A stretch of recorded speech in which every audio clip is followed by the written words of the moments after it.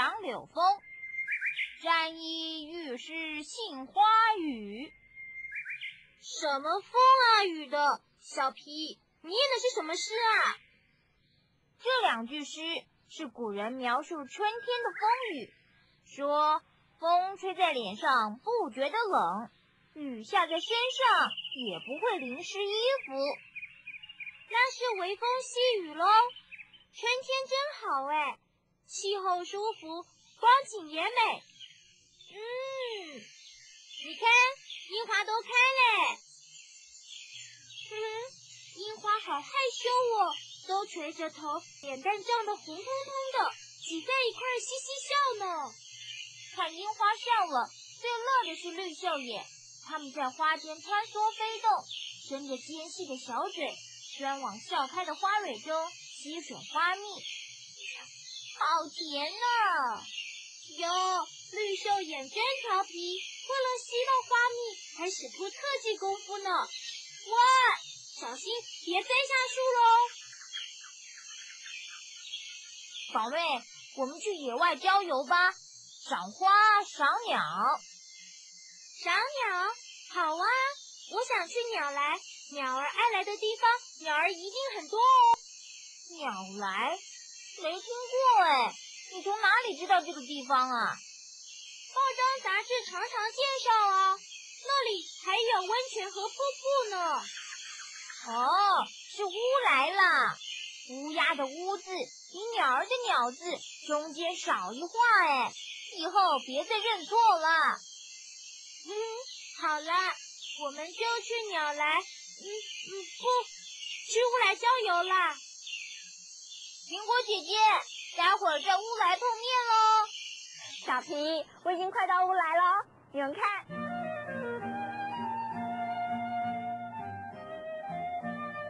下面那条溪流啊，就是有名的新店溪哦。它流到缺池这个地方啊，刚好形成一个天然的大湾区呢。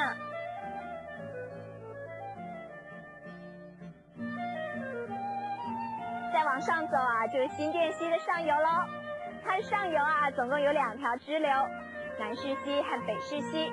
如果我们要到乌来的话，就必须沿着南势溪继续走。走吧。嘿嘿，南势溪啊，往它的下游跑，我们呢，却朝它的上游走，一路擦肩而过，相伴而行。只要紧挨着它，就不怕迷路。乌来，我们来喽！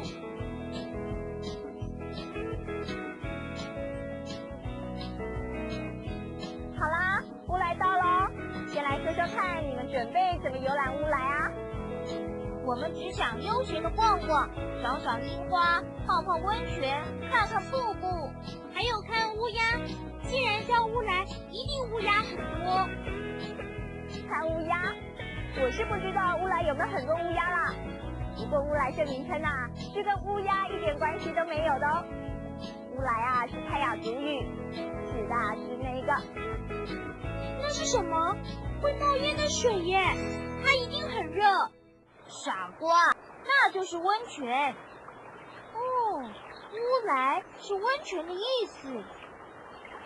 海水宝妹说的比较对哦，因为当初啊发现它的泰雅族人并不知道它就是温泉，只是看见会冒烟的水就乌来啊乌来的叫着，告诫大家要小心。哎，你们不是想泡温泉吗？走，我们一块过去看看。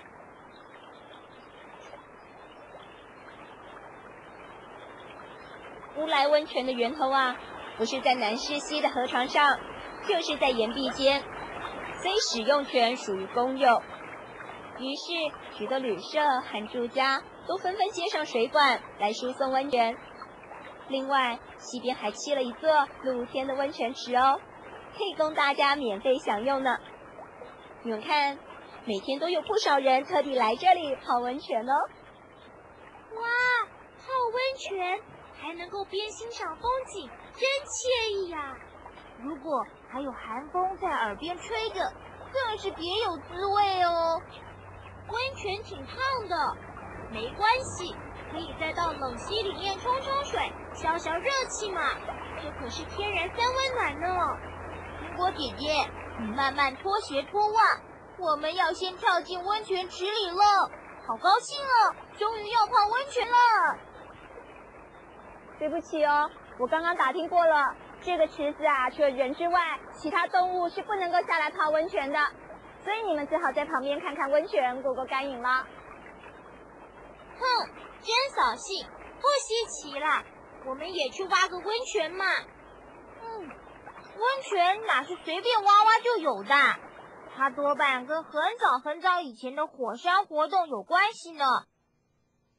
好吧，那就不泡温泉吧。哼，我本来还担心泡了温泉会让我皮肤变粗、生皱纹呢。没泡到温泉啊，也不用说这种酸溜溜的话嘛。来，我请你们坐台车游览风光吧。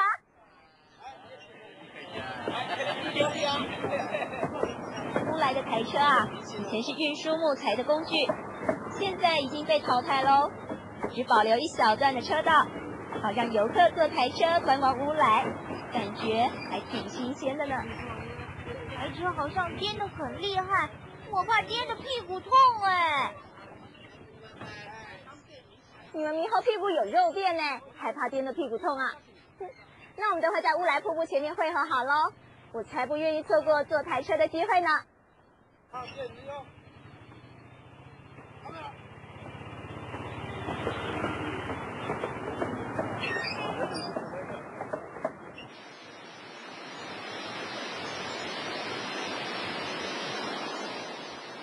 哎，宝妹，你看你看，有空中缆车哎！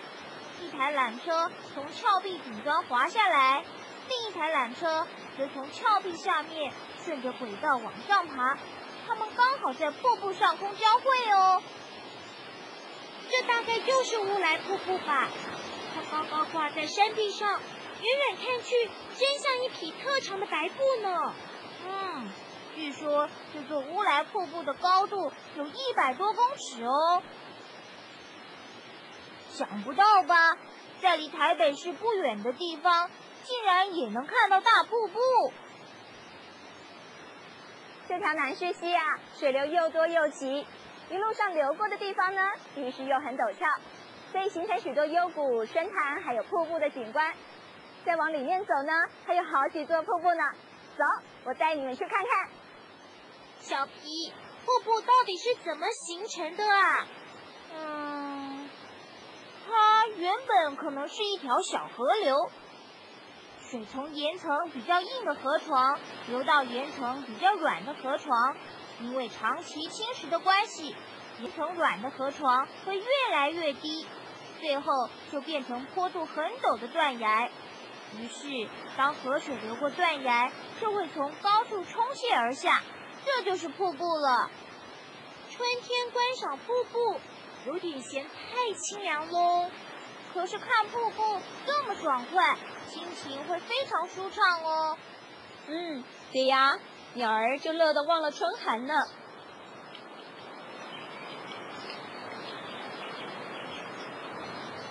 你们看，他们玩得多高兴啊！不过小朋友，如果你们到了瀑布区，千万别接近瀑布下面的水潭哦，免得发生危险。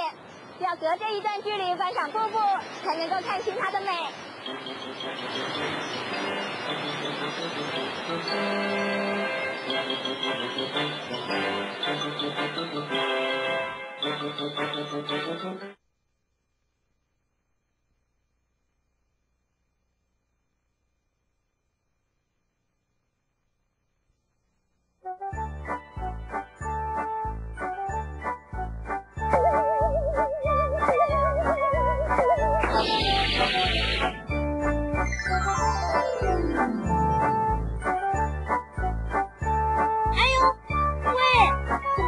一眨眼又换了一套衣服，快教教我，你是怎么做到的？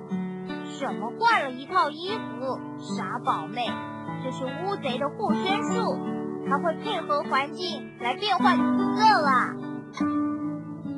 乌贼为什么要这么做呢？它都是在什么情况下才会变色嘞？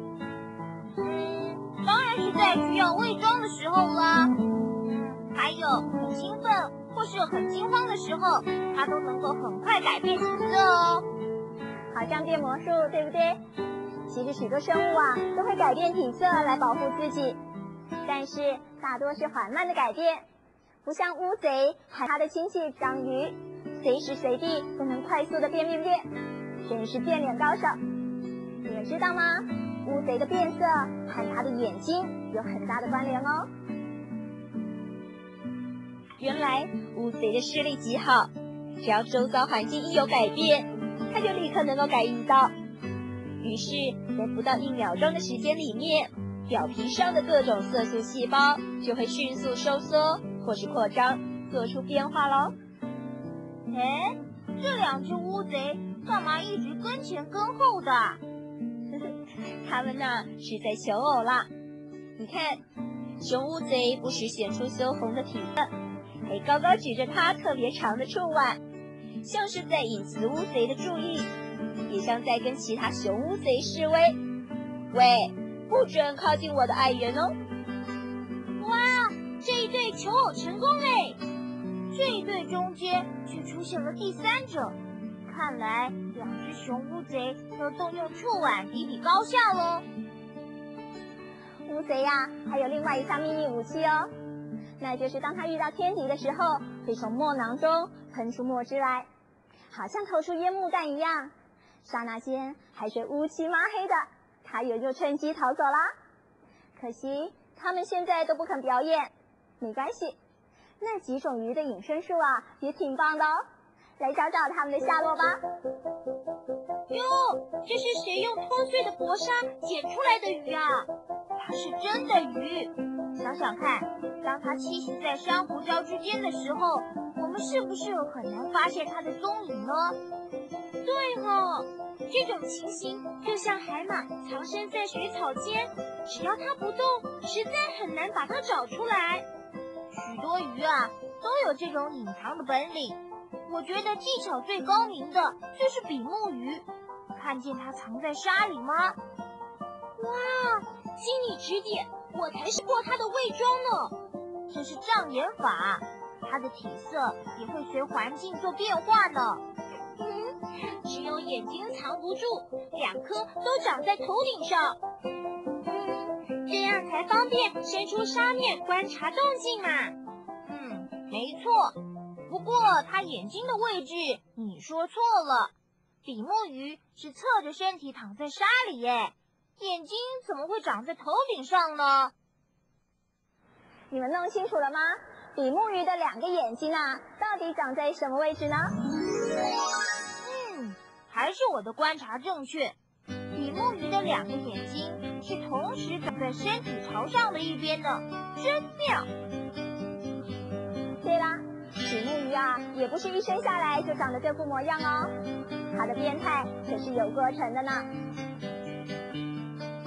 它的幼鱼啊，和一般鱼类一样，2个眼睛各长在身体2侧，但是等它逐渐长大，右侧的眼睛就会自动移位咯，从右边移到左边，变成2个眼睛并列在一起啦。至于失去眼睛的那一边身体呢，则被它当成鱼肚子，就这样难得一动的躺在海床上了。有些鱼啊，在成长的过程里面，还会有性别变态的行为哦，因为在它们的身体里面，天生就有2套生殖器官，所以变男变女变。像黑鲷和黄鳍鲷，在它们小的时候呢，就全部都是雄性，长大以后又会全部逐渐变为雌性哦。雀鲷啊，也是这样，先当男生，再当女生。而石斑鱼呢，它的发育顺序就完全相反喽。哦，这么说，石斑鱼是先当女生，再当男生的。还有变化呢，如果2条石斑鱼抢地盘，一定先打一架，赢的当男生，输的就得当女生了。配对成功，原来石斑鱼有繁殖法宝呢。它的法宝可多了，像它常常假装自己是块大石头，也是一种求生术哦。你们挺有眼力的嘛。那么再来考考你们，能不能看穿它们巧妙的拟态呢？干嘛要我们一直盯着这块石头看呢？我猜那不是石头，而是一种叫石狗公的鱼。这是鱼吗？鱼的身体上怎么会长海藻呢？这才装得像啊，就像在丛林中穿迷彩装一样。有一种叫蜘蛛蟹的螃蟹也是这样，它们甚至会把海藻和杂物粘在身上来做掩护呢。让路，让路。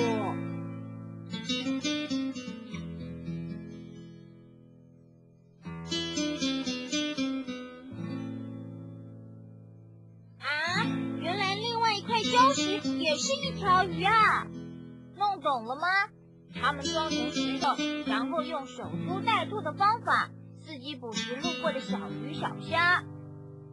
我也会假装，大家是不是都怕裸生存呢？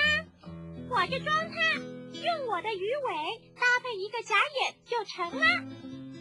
用假眼点，聪明。我们也很擅长这种欺敌术哦。敌人如果想在匆忙之间看准我们的眼睛做迎头痛击的话，门儿都没有。的确很难，因为他们不但伪造了假眼点，还把真正的眼睛用黑眼袋遮起来了。不过我有另外的发现，那就是他们的长尖嘴是遮不住的，会泄露秘密哦。它们的长尖嘴啊，很有用处哦。除了可以在石隙和洞穴中吸吸咬咬，吃些小生物之外啊，有时候还可以扮演鱼大夫的角色，替一些生病的鱼治病，顺便吃些寄生虫和细菌当零食呢。对了，说到鱼大夫啊，你们想想看，还有谁经常扮演这种角色呢？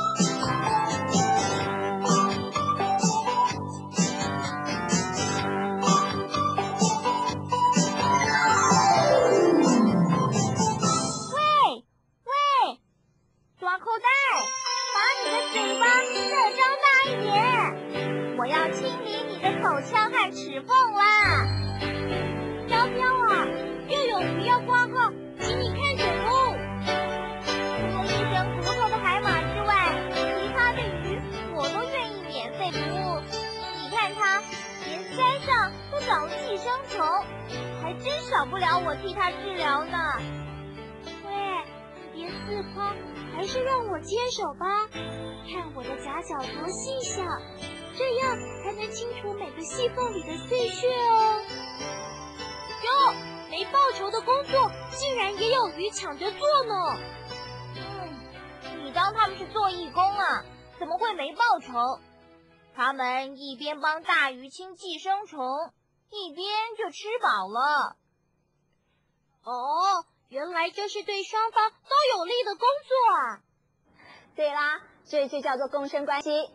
在海洋动物中啊，最有名的共生搭档就是它们咯。海葵呀，利用它长满毒刺的触手，四分靠近的鱼虾做食物。可是食物的残渣也免不了就留在身上啦。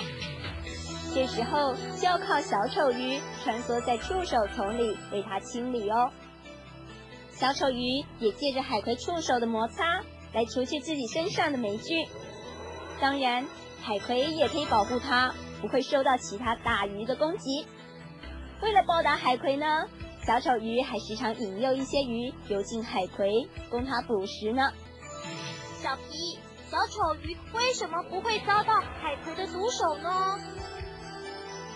因为小丑鱼的身上有一层黏液，可以保护它不会被海葵侵袭。哦，原来小丑鱼有天然的防护衣啊！不然啊，海葵哪会那么客气？他们为了抢地盘，甚至会把尖尖的触手刺进同伴的体内，让它中毒麻痹呢。这种情形啊，在其他有毒的鱼类和同伴之间是绝对不会发生的哦。对呀，像鳗鲶都是成群挤来挤去，可是它们就不会用毒刺伤害同伴哦。狮子鱼虽然很霸道，但是也不会随便打架。看来海葵还是跟外人有比较好的合作关系。没错，我又想到它跟寄居蟹的故事了。寄居蟹啊，在海里捡到一朵海葵，放在自己的螺壳上。它不是要装饰螺壳哦，而是想借着海葵做护身符。那么海葵呢？它并不在乎被利用。虽然寄居蟹不像小丑鱼那样会替它打扫环境，但是却可以载它四处旅行哦。可见，只要对双方都有好处，保证能够皆大欢喜。哎，我又想到一个好例子了。刀片鱼用魔鬼海胆当挡箭牌，而他自己呢，也提供清洁服务做回报哦。说实话，也只有刀片鱼那种身材，才有本事在魔鬼海胆的长鳍之间来来去去呢。小皮，我也想到一个好例子，我跟你也算互利共生啊。各位小朋友，我们还是结束话题，下次再见了，再见，再见。